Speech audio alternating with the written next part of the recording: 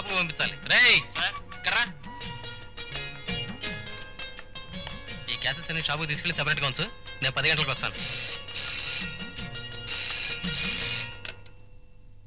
Hello, Jyothi speaking. నేనమ్మా ఎడిటర్ని. Good morning sir. Good morning Jyothi. ఈ రోజు హీరోయిన్ రాగిని ప్రెస్ మీట్ ఉంది. రిపోర్టర్ రాజు ఇంకా రాలేదు. నువ్వు వెళ్ళి కవరేజ్ చెయ్యి. హాఫ్ అన్ అవర్ లో బయలుదేరి వెళ్తాను. సరేనమ్మా. ఎవరు ఫోను?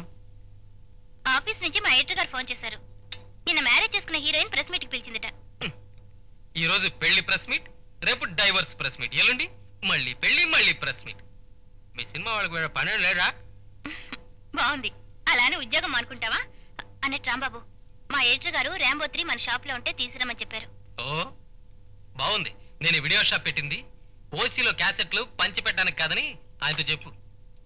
ఈ షాప్ మీద డబ్బులు సంపాదించి మా సిస్టర్ కి బ్రహ్మాండంగా పెళ్లి చేయాల్సిన బాధ్యత కూడా ఉందని చెప్పు. సర్లే, ఛాన్స్ దొరికింది కదా అని నీ బాధ్యతల గురించి స్పీచ్ ఇవ్వనక్కర్లేదు. ఆయన త్వరలో సింగపూర్ వెళ్తాన్నారు. అక్కడ నుంచి కొన్ని మంచి క్యాసెట్స్ ఫ్రీగా తెచ్చిస్తున్నారు. Very good. అంత ఉదార స్వభావం అతనికి ఉన్నప్పుడు మనం కూడా ఉదారంగానే ఉందాం. అతనికి ఏమేం క్యాసెట్లు కావాలో అన్ని తీసుకెళ్ళు. ఓకే? ఓ గాడ్, టైం అయిపోతుంది.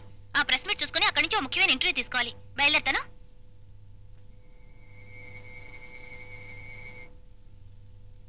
ఏమండి, మన పెళ్లి విషయం మీ నాన్నగారితో మాట్లాడతానన్నారు. మాట్లాడారా? మాట్లాడతాను లలిత. మంచి ముహూర్తం చూసి నాన్నగారితో చెప్తాను. ఆయన వెంటనే ఆకాశం అంత పందిరి, భూదేవంత పేటేసి మన పెళ్లి జరిపిస్తారు. ఓకేనా? ఆ శుభగడియ కోసం ఎదురు చూస్తున్నానండి. తొందరగా ముడుముడు పడి మన పెళ్లి జరిగిపోతే నా జీవితానికి అంతే చాలు.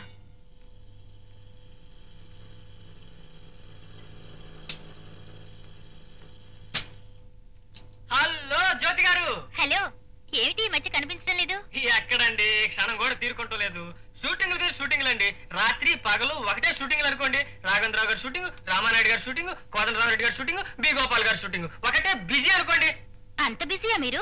బిజీ అంటానండి, అక్కడ చేసేదంతా నేనేనండి. వాడికి ఏం రాదండి, చేద్దామన్నా చేయలేడు. ఇప్పుడు నీ గురించి చెప్తున్నా, రా రవి. ఆపోయ్, నువ్వు నీ వెధవాగుడు. గుడ్ మార్నింగ్ రవి గారు. Good morning. ఏమిటి ఇలా సడన్ గా దయచేశారు? మొన్న నేను జరిపిన ఇంటర్వ్యూ పబ్లిష్ అయింది. అది చూపిద్దామనే వచ్చాను. నలుగురు ఆట పట్టించే విధంగా ఏం రాలేదుగా.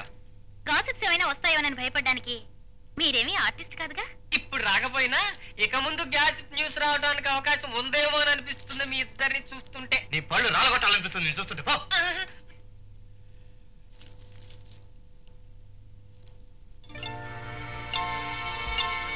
సినీ చిత్ర లోకంలో విచిత్ర జాలం. క్యాప్షన్ చాలా బాగుంది. అంటే మ్యాటర్ బాగుండదని మీ అభిప్రాయమా? అలా అప్పుడే అలిగినట్టు మాట్లాడతారేమిటి? కొంచెం ఆగండి, చదివి చెప్తాను.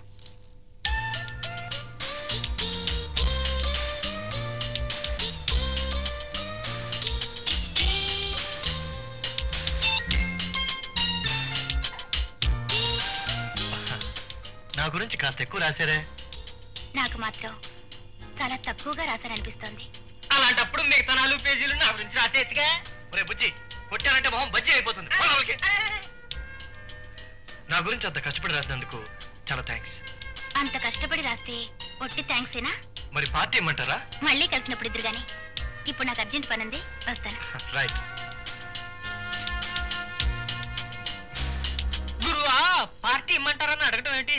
పటకమని పట్టుకుని వ్యాన్లో పడేసి ఏ పెద్ద హోటల్కో పట్టుకుపోయి డమ్ముకుంటామా. ఎరా, నీ ఒళ్ళు చిమచిమలాడుతుందా? మరీ పిచ్చివాడు ఎక్కువైపోయింది. 4 నెలల క్రితం మర్డర్ చేసి తప్పించుకున్న హంతకుల్ని 2 రోజుల క్రితం పోలీసులు అరెస్ట్ చేశారు. 3 నెలల క్రితం గుంటూరు పోలీస్ స్టేషన్ పక్కన మానభంగం చేసిన 3 వ్యక్తుల్ని నిన్న పోలీసులు పట్టుకున్నారు. 6 నెలల క్రితం